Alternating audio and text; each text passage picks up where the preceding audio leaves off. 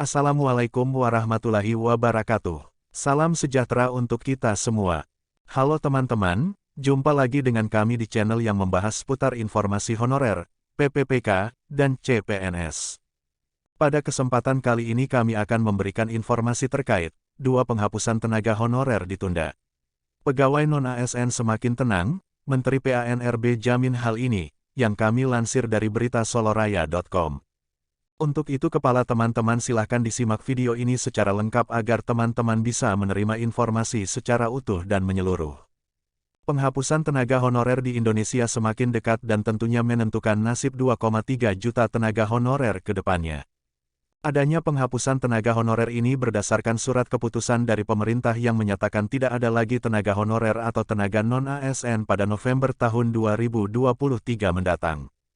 Penyelesaian tenaga honorer hingga saat ini masih didiskusikan oleh Menteri PANRB, DPR, hingga Presiden yang memberikan arahan nasib seluruh tenaga honorer. Banyaknya jumlah tenaga honorer di Indonesia mencapai 2,3 juta orang yang membuat Menteri PANRB memiliki beberapa prinsip penyelesaian tenaga honorer.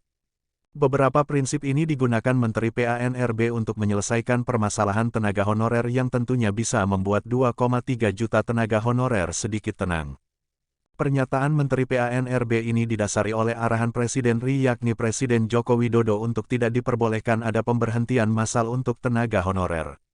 Salah satu prinsip penyelesaian tenaga honorer yakni tidak adanya PHK massal yang harus dipegang teguh oleh penata birokrasi agar 2,3 juta tenaga honorer tidak begitu saja kehilangan pekerjaannya. Prinsip penataan tenaga honorer yang lain yakni tenaga honorer tetap dapat bekerja dan mempertahankan penghasilan yang telah mereka terima. Ada 2,3 juta tenaga non-ASN, kalau kita normatif, maka mereka tidak boleh lagi bekerja November tahun 2023. Presiden Jokowi memberi arahan, 2,3 juta non-ASN ini harus tetap bekerja, ungkap Menteri PANRB. Menteri PANRB mengaku bahwa prinsip-prinsip yang mendasari penataan tenaga honorer masih terus dibahas dan memiliki poin penting untuk mengamankan tenaga honorer. Istilahnya, kita amankan dulu agar bisa terus bekerja. Skemanya bagaimana?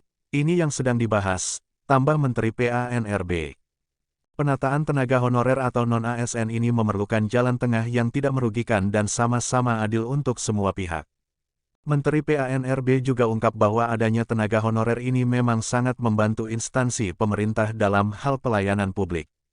Maka dari itu, penataan tenaga honorer akan diprioritaskan pada sektor dasar yakni bidang kesehatan dan pendidikan yang harus dicukupi dengan merata di seluruh Indonesia.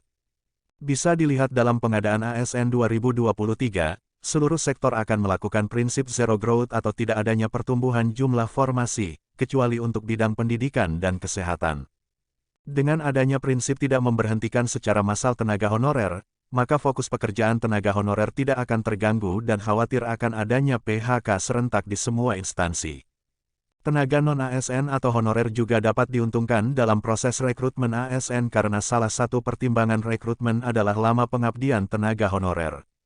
Tentunya tenaga honorer juga akan mendapatkan prioritas tersendiri melihat pengabdiannya dalam bekerja di instansi pemerintah untuk pelayanan publik. Itulah beberapa pernyataan Menteri PANRB yang memberikan tenaga honorer ketenangan untuk tidak adanya pemberhentian massal atau PHK. Demikian informasi yang dapat kami sampaikan, semoga bermanfaat, terima kasih.